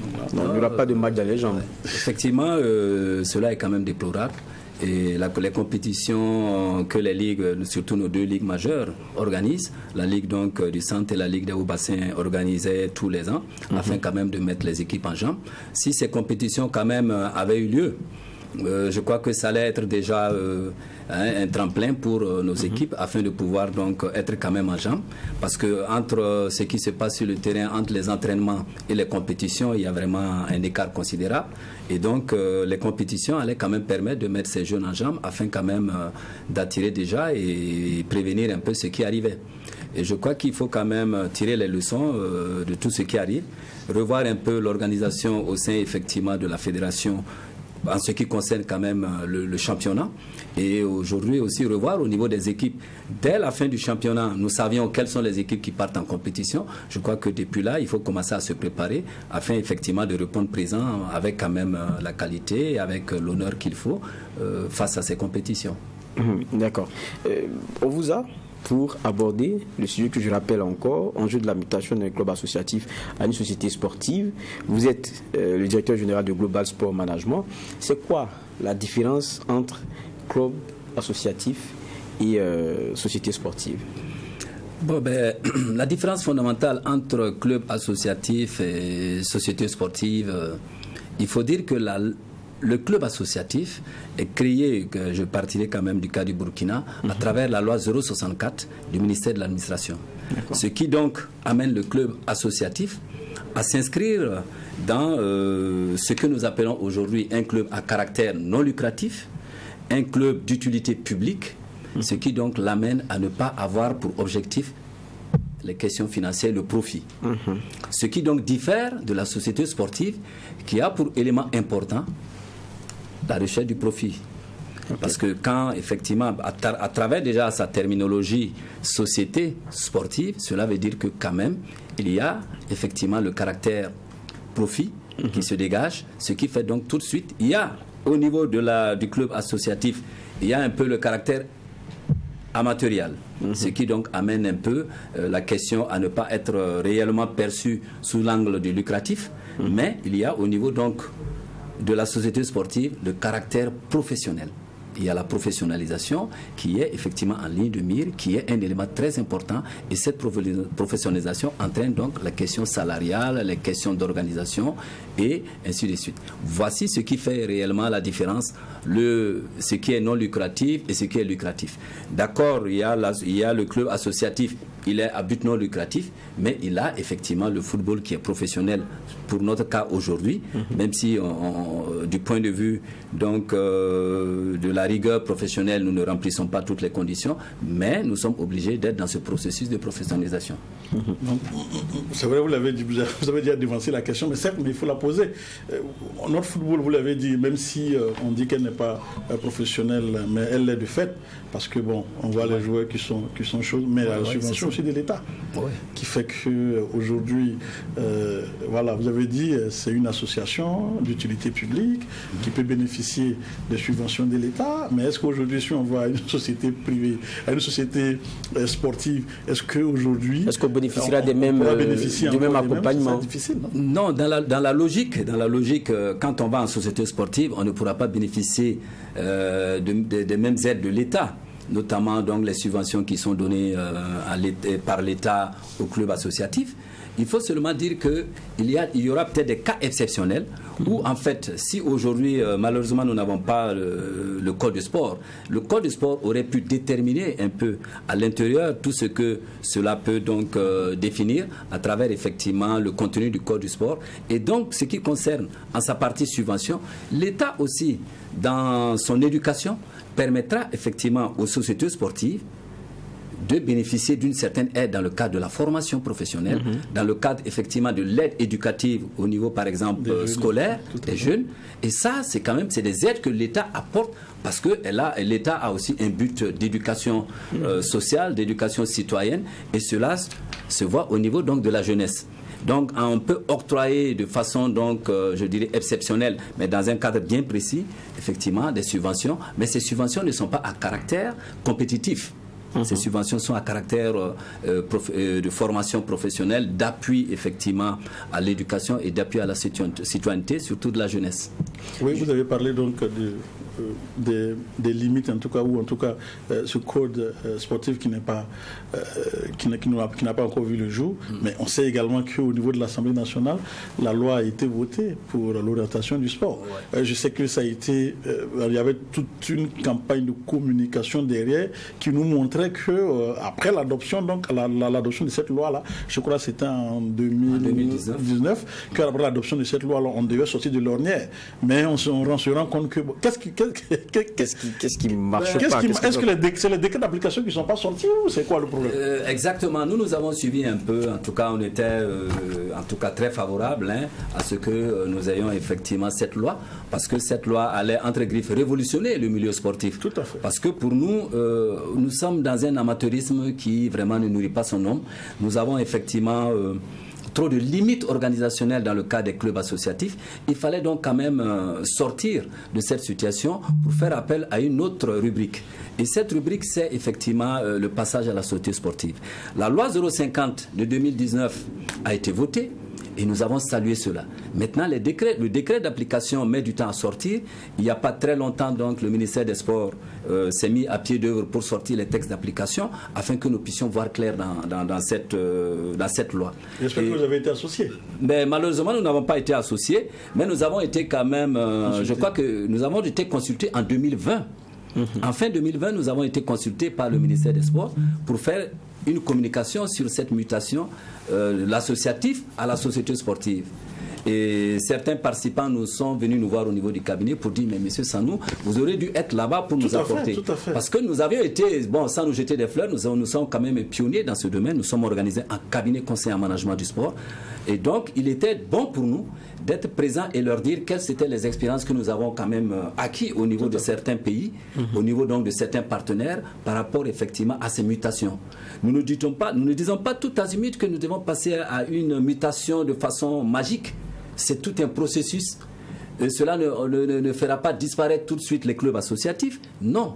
Mais il y a aujourd'hui beaucoup de problèmes, beaucoup donc de malgouvernance au sein des clubs associatifs. Il faut que nous mettions fin à ça afin aujourd'hui d'amener des investisseurs à s'intéresser au milieu sportif, à s'intéresser au sport et plus particulièrement au football. Parce qu'il y a des investisseurs qui attendent que le milieu soit organisé. Parce que quand il s'agit d'une question de profit, tout de suite quand même on est là. Mais quand nous avons vu au niveau des clubs associatifs, qu'est-ce qui se passe? Mais des gens se sont investis, ils ont mis de l'argent, mais en retour, qu'est-ce qu'ils ont récolté? C'est pas la même chose que la société sportive, où vous investissez et vous avez le retour. Il peut y avoir des bénéfices, il peut y avoir des pertes, mais dans tous les cas, vous saviez comment vous êtes organisé pour effectivement amener cette société sportive à être viable. Quelles sont les, parce que vous dites que ça ne peut pas se faire des claquements de doigts, mais quelles sont les grandes étapes dans cette mutation-là? Mais les grandes étapes sont d'abord la transformation de l'esprit. Du point de vue de l'esprit mental, au plan sportif, il faut changer les esprits, il faut changer les comportements. Changer de paradigme, comme on dit. Changer de paradigme, comme on le dit aujourd'hui. Parce que beaucoup viennent au sport en se disant, mais c'est aujourd'hui un milieu où il y a beaucoup de choses à gagner. Il y a entre guillemets beaucoup d'argent à gagner. Donc en fait, aujourd'hui, la présence de certains sportifs ou de certains dirigeants aujourd'hui, quand on y pense, fait mal. Il ne faut pas continuer avec cette attitude. Il faut que nous changeons carrément aujourd'hui de paradigme et nous arrivons de façon progressive à changer les mentalités, à comprendre à travers donc beaucoup de communication, beaucoup d'informations, beaucoup donc de rappels et beaucoup de constats sur le terrain. Parce qu'il faut que nous fassions comprendre aux gens, le monde a changé au plan sportif. Tout à fait. Nous sommes obligés d'être aujourd'hui dans un carcan qui nous oblige au plan sportif à être présent. Je suis d'accord. Le Burkina, depuis 2013, a fait des prouesses, mais personne n'attendait le Burkina en 2013. En 2015, nous sommes sortis, mais en 2017, on ne nous attendait pas. Mais cela doit nous amener à comprendre qu'il faut changer les choses. Mais aujourd'hui, le monde sportif est en train de changer. Il y a de grandes mutations. Donc, il faut que les esprits changent. Nous ne sommes pas en train de dire enlever X pour mettre Y parce que nous ne sommes pas d'accord avec X. Non. Nous devons aujourd'hui faire comprendre à toute la communauté sportive que nous avons aujourd'hui ce grand besoin et cette obligation de changer de paradigme, de changer aujourd'hui dans nos comportements sportifs, dans nos comportements de gestion, de gouvernance, de management.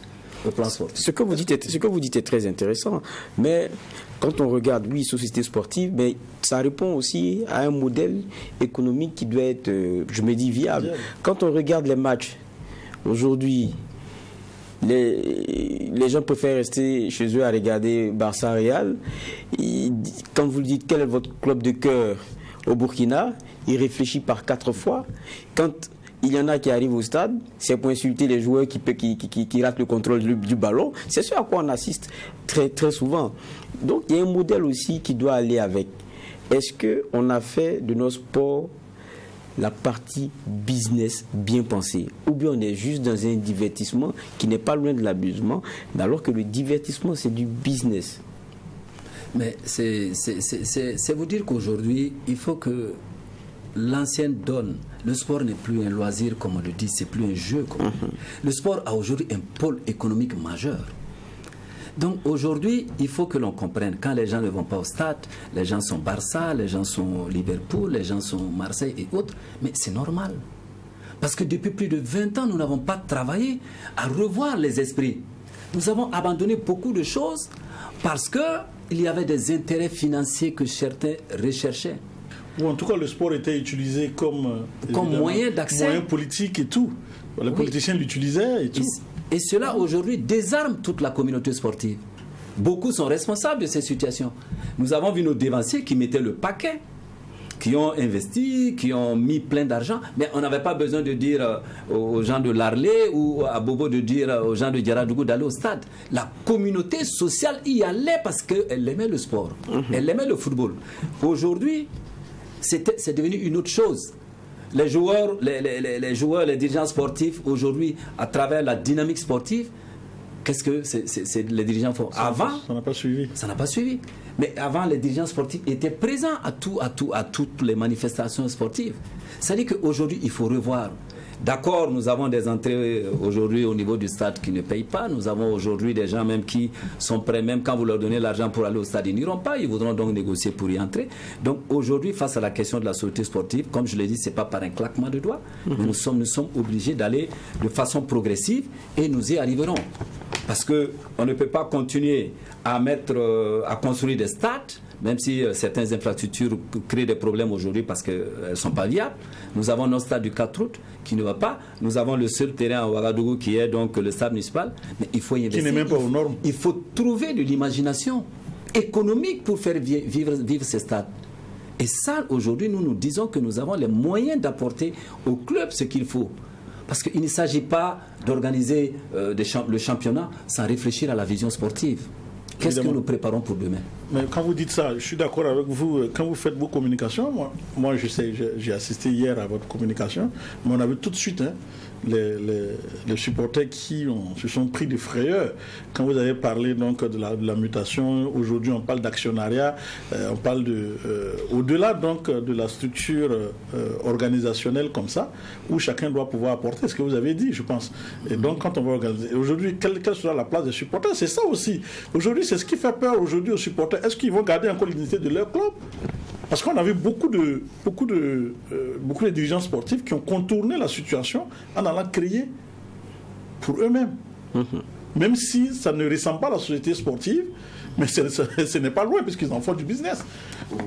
Et là même, on triche un peu, parce qu'on a les subventions de l'État et tout ça, on prend de l'argent et tout ça. Mais les clubs associatifs sont défavorisés par rapport à ça. Oui, en fait, c'est ce que je disais. Si on avait un code de sport, cela allait réglementer un peu toutes ces questions. Tout à fait. Parce qu'aujourd'hui, quand vous vendez un joueur, vous avez obligation d'abord, selon donc la loi sportive, au niveau donc même de la fédération, les textes obligent ceux qui vendent les joueurs, le bénéficiaire, donc les clubs qui le vendent, vous avez l'obligation de reverser quelque chose à la fédération. Pour je la crois formation. que ça, voilà, je crois que ça. Non, pas la formation, la fédération qui est la structure mère. Tout à fait. Vous devez forcément verser. Je crois que c'est 10% ou quelque chose comme ça. Donc, ce n'est peut-être même pas fait. Aujourd'hui, nous avons donc, avec, je dirais, une petite pagaille au sein donc de notre organisation sportive. Qu'est-ce qui se passe? Nous avons donc les clubs phares que nous avons aujourd'hui qui donc sont pratiquement mutés en forme de société, qui se permettent certaines choses, alors qu'ils sont régis par la loi 024 et le 064, tout à fait. qui leur donne effectivement un titre d'associatif, mais qui agissent plus. Ils sont vraiment dans le lucratif. Ils sont dans le lucratif plutôt que l'associatif, que le social. Mais donc, cette organisation à but non lucratif qui se transforme en société et qui prend chaque fois, qui fait donc un peu ça, mais il y a problème. Donc, c'est pour dire que les supporters ne doivent pas craindre. Le supporter, il restera toujours dans sa ligne. Mais je dis qu'aujourd'hui, au Burkina, j'ai fait comprendre hier à ma communication que les supporters aujourd'hui au Burkina ne sont pas organisés. J'ai fait comprendre aux supporters que vous deviez être même reconnus légalement. Vous avez, si vous prenez le RCK, vous prenez l'ASFA, vous prenez les faux. Mais les supporters, vous avez l'obligation d'être reconnus légalement par la loi. Une union des supporters de X, mais est-ce que vous êtes reconnus par la loi? Non, les gens, on est club des supporters. C'est l'informel. C'est de l'informel. Non, on ne peut pas agir en informel. Il faut amener les gens petit à petit à être dans le formel. Et donc, cette situation a fait peur les supporters. Nous leur avons dit non. Au contraire, c'est pour que vous soyez plus organisés, que vous ayez donc de l'imagination pour créer effectivement un plus pour le club, avoir effectivement des financements pour le club afin de vous affirmer. Si d'aventure nous sommes en société sportive, il y a plusieurs formes et modèles qui pourront être donc mis à la place par le ministère des Sports, mais qui doit travailler en collaboration avec le ministère du Commerce, qui est donc forcément un allié. Partie prenante. Oui, partie prenante. Donc il faut donc revoir tout ça. Et j'ai dit aux supporters, cela vous donnera du poids parce que vous pouvez être actionnaire en fonction de la forme que l'on va choisir. Au cas échéant, nous ne remettons pas en cause l'associatif. L'associatif sera toujours présent. Et vous allez continuer à supporter votre club avec effectivement toute l'aisance que vous voulez. Maintenant, il faut réorganiser, il faut informer. Maintenant, il va falloir que les supporters participent. Parce qu'au-delà donc d'être supporter, il faut aujourd'hui participer. Ça veut dire si vous prenez des actions, vous savez que vous avez votre mot à dire, vous savez que... Et vous allez inciter les autres à venir au stade. Parce que les supporters ici au Burkina, combien de supporters ont des cartes de façon réelle? Quand vous leur dites même de payer des cartes à 1000 francs, en fait, ils ne le payent pas. Est-ce que vous ne pensez pas que cette réalité des faits, je dis la vérité comme ça là aussi, c'est ça qui choque? Oui, c'est ce qui fait peur un peu. C'est ce qui fait peur un peu aux clubs aujourd'hui. Par exemple, les clubs emblématiques qui refusent cette transformation, il faut le dire. Oui, que ça soit, on va le citer, que ça soit l'ASFA, les faux. Oui, mais derrière, il y a des enjeux. Tout à l'heure, vous disiez la question des salaires, parce que quand on rentre dans la question du profit, tout est clair et net, ça doit être bien calibré. Aujourd'hui, on sait comment on paie nos joueurs. Je ne suis pas forcément d'accord, parce que aujourd'hui, quand vous regardez, de plus en plus les équipes burkinabées vendent les joueurs à l'extérieur. Voilà, quand vous prenez même cette année, le RCK en a vendu, je crois que même la S-Douane aujourd'hui. Oui, mais je veux dire que ceux qui jouent, la deuxième division, ceux qui continuent de jouer dans notre championnat ne sont pas forcément bien traités. Donc, pour certains aussi, c'est que quand on arrive peut-être dans du 100% lucratif, ça veut dire que de part et d'autre, il y a des charges qui vont commencer à être celles incompressibles, des joueurs qui réclameront plus, parce que c'est ça quand on est en train de partir vers du pro. Mais quand vous partez vers ça, ça fait souvent peur à des clubs qui préfèrent rester dans l'amateurisme. Mais là, ce qu'il dit est assez intéressant, comme il a parlé, quand c'est bien organisé, tout le monde gagne. la fédération va forcément gagner beaucoup aujourd'hui. C'est-à-dire que tout sera tellement clair que beaucoup de joueurs pourraient être transférés et ça va faire entrer une manne financière au niveau de la fédération. Voilà pourquoi ça ne doit même plus choquer les salaires qui vont sortir, parce que là, on se rend compte qu'au Burkina Faso, dès lors qu'on donne un salaire d'un certain montant, tout le monde est choqué parce qu'on estime que personne ne doit pouvoir avoir ce salaire-là. Alors qu'aujourd'hui, c'est des salaires minimum dans d'autres pays. Donc il va falloir aujourd'hui changer, comme il a dit, je suis d'accord, changer de mentalité, de telle sorte qu'on ne soit même pas offusqué de voir aujourd'hui que ce soit un dirigeant de club ou en tout cas un président de fédération aller jusqu'à 10 millions, à combien de millions comme salaire, ou en tout cas comme émolument, parce que ça marche. Et c'est du business, ça marche, et que les joueurs aussi arrivent à être payés parce que évidemment ça marche, parce qu'on peut vendre nos joueurs de façon dans un circuit assez légal et assez bien, parce qu'il y a beaucoup de choses qui se perdent aussi. Non, c'est juste parce qu'en fait aujourd'hui nous avons un comportement, nous avons des clubs associatifs, mais le comportement à l'intérieur est lucratif. En fait c'est ça. Et ce flou-là bénéficie à certaines personnes. Exactement. Donc pas à la communauté. Exactement. Ça ne bénéficie pas à la communauté sportive. Vous avez aujourd'hui, nous avions mené quelques petites enquêtes, nous avons aujourd'hui des salaires au niveau de certains clubs, mais le joueur il n'a rien à envier à un directeur. Oui, à un fonctionnaire maîtrise, master et autres. Oui, en fait c'est le comportement. On a vu sur Burkina Faso des salaires qui ont atteint 500 000 quand même. On a en fait des comportements qui sont... On cache trop de choses autour. Et ça fait peur. On dit non, c'est pas le moment, on n'est pas arrivé à ce stade. Mais il faut bien commencer quelque chose. C'est un peu ça. Il faut qu'il y ait, et il y aura quand même, quoi qu'on dise, la société sportive sera suivie effectivement d'un certain nombre d'organes qui seront mis en place par le ministère des Sports, afin quand même de réguler toutes ces questions-là. Je crois qu'il n'y a pas de crainte, parce que ça va apporter beaucoup de choses. Pour notre part, nous nous sommes dit que au regard de tout ce qui se passe, le constat est tellement amer qu'il faut qu'on fasse effectivement autre chose. Parce que, quoi qu'on dise, aujourd'hui, quels sont les clubs qui ont des partenariats en Europe? Pratiquement pas. On s'arrange pour aujourd'hui envoyer des joueurs, placer des joueurs, mais dans la dynamique donc de la société sportive, dans la dynamique organisationnelle, mais vous pouvez avoir des investisseurs qui peuvent venir des pays arabes, qui peuvent venir d'ailleurs. Nous le voyons avec des clubs en France. Il y a combien de clubs qui sont sous la coupe d'investisseurs étrangers? Même en Angleterre. Mais c'est dire que si nous sommes dans cette dynamique, aujourd'hui, quand vous rentrez dans la... pas, en fait. Oui, quand vous rentrez dans la ville de Bamako, les enfants ont envie de jouer au ballon. Mais il n'y a pas de cadre, il n'y a pas de personne qui réellement, à travers nos structures sportives, à travers effectivement la fêtière, quand je prends les ligues, une ligue régionale par exemple, mais vous n'avez pas pour activité, pour objet que d'organiser le championnat. Tout à fait. Mais dans votre région, qu'est-ce que vous faites pour la mobilisation, pour la promotion du sport? Tout à fait. Du football. Mais c'est dommage. Non, mais la ligue régionale, pour eux, c'est ce qui se passe au niveau championnat, point final. Mais non. Où se trouve la promotion du football? Où se trouve le développement du football? On passe le temps à faire du Maracana. Alors, et là, tout le monde court vers le Maracana.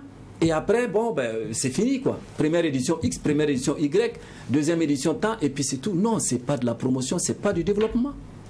Mais tout à l'heure, vous disiez qu'il y a beaucoup, en tout cas, qui ont mis de l'argent, mais après, c'est un peu ingrat. C'est-à-dire que vous mettez, il n'y a pas de retour sur investissement. Mais ça fait aussi que pour finir maintenant, quand vous regardez les mécènes même, dans le domaine de notre sport, vous regardez, la plupart, c'est des casquettes politiques à la fin.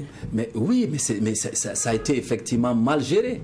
Moi, j'ai souvent dit à des clubs, c'est pas parce que la casquette politique est là que le club doit être mal géré, mais c'est parce qu'il était en associatif. Les gens en profitaient. Et puis c'est tout. C'est pas parce que la casquette politique est là que nous devons mal gérer le groupe. Non. Aujourd'hui, nous avons, à travers la société sportive, quand vous prenez la question du sponsoring, mais les gens ne savent même pas comment il faut faire certaines choses, comment élaborer un document de sponsoring. Les gens pensent que je dois aller voir mon oncle ou bien ma tante ou bien X qui est opérateur économique avec une simple feuille de demande et j'obtiens quelque chose. Mais ça va prendre... Mais le sponsoring, c'est du gagnant-gagnant, c'est pas du mécénat. Mais nous sommes dans une dynamique de facilité et souvent l'argent y entre, on ne sait pas où ça va. Et dans l'associatif, nous avons dit que c'est ça le problème. Vous êtes président d'un club, vous investissez de l'argent. Personne, peut-être quelques membres du bureau le savent, le bureau au courant, j'ai investi X francs. On vend un joueur, de façon normale, je dis, j'avais investi ça, remettez-moi quand même ma part ou alors... Mais c'est des problèmes. Mais ça veut dire que c'est mal organisé. Et il y a plein de choses comme ça. C'est pour dire qu'il y a urgence à revoir un peu le contenu sportif de nos organisations sportives. Parce que, d'accord, les quelques succès que nous avions ne doivent pas cacher effectivement nos attitudes qui ne sont pas au bénéfice de la société sportive, de la nation sportive. À vous écouter, on peut que le mal mais quand même, il y a quand même une lieu d'espoir quand même. Non, mais parce qu'il faut travailler sur des mentalités, c'est fort, c'est il faut travailler sur des mentalités. Parce qu'aujourd'hui, à travers certains succès, surtout de notre équipe nationale, mais les gens pensent que tout est bon. Tout à fait. Mais non, nous disons non, il faut partir du bas. Les équipes montent en D1 et tout de suite ils redescendent. Mais il y a un problème. Nous avons donc Salitas, n'eût été la dernière journée, elle allait se retrouver en D2. Mais quand vous descendez en D2, mais attention, pour y remonter, mais c'est pas facile. Mais il faut de l'investissement. Donc c'est pour dire qu'aujourd'hui, nous on en appelle à la pleine conscience des dirigeants sportifs. Il faut que nous acceptions que, oui, le football est aujourd'hui une entreprise. Le football est aujourd'hui business. On ne peut plus continuer à gérer en associatif, à but non lucratif. Personne ne viendra à un certain moment. Ceux qui viendront à un certain moment, mais s'ils sont fatigués. Parce que si c'est bien défini, je viens en tant qu'investisseur, je viens avec mon argent. Peut-être que je prends 50% des parts du club et j'investis parce que je sais que le club a des choses et je sais que je vais vendre et je vais récupérer mon argent au vu aussi de tout le monde, de façon honnête, de façon claire. Si ça, on vend 50 millions, je prends mes 35 millions. Voilà, alors que j'ai investi 20 millions, donc il n'y a pas de souci, je gagne. Donc, et tout le monde est d'accord parce que c'est écrit, parce que j'ai envoyé mon investissement. Et là, c'est au vu aussi de tout le monde. Maintenant, est-ce qu'aujourd'hui, comme vous l'aviez dit, les esprits sont prêts. Les esprits sont prêts à ça. C'est ça aussi la grande question. Sinon, en termes donc de matière, on a l'impression qu'au Burkina Faso, il y a quand même de la matière, parce que quand vous regardez les joueurs burkinabés, des joueurs qui quittent la deuxième division ici, qui se posent au niveau de l'élite en Europe, on se pose des questions. Edmond Tapsoba de la deuxième division est allé, et voilà. Donc aujourd'hui, quand vous regardez, il y a de la matière. Il y a de la matière. Non, c'est comme on le dit. C'est-à-dire que la matière première existe, et comme il le dit, c'est une manne financière, c'est de l'or. On va dans des canaux détournés. Voilà, le vrai gain, c'est-à-dire que ce qu'on gagne, exactement. Ce qu'on gagne par rapport à tout ce qu'on a comme, je dirais, talent, par rapport à tout ce qu'on a comme matière première, le Burkina, c'est très peu. Parce que ça permet donc aux équipes là qui récupèrent les joueurs là de gagner plus. Donc on se fait piller. Parce que tout simplement, nos mentalités ne sont pas prêtes. Tout simplement, on est toujours dans l'assistanat, alors qu'on peut aller aussi à l'offensive pour pouvoir gagner plus. Je pense. D'accord. On l'aura compris. En tout cas, merci bien d'être passé, M. Sanou. Je rappelle que vous êtes le directeur général de Global Sport Management. On a beaucoup à faire, en tout cas dans le domaine de nos sports. Il faut d'abord travailler sur les esprits, les comportements. Parce que vouloir faire comme on gère une quincaillerie, ça ne va pas fonctionner. Il faut être un peu plus professionnel. Je pense que c'est le message qui a été donné ce soir-là. Merci. Claude Romba, ça a été un plaisir d'être avec vous pour échanger sur les enjeux de la mutation d'un club associatif à une société sportive. On espère qu'on vous aura encore sur d'autres sujets. Donc c'est terminé pour ce JDS que j'ai pris plaisir à présenter. On se retrouve dimanche prochain et d'ici là, portons-nous bien.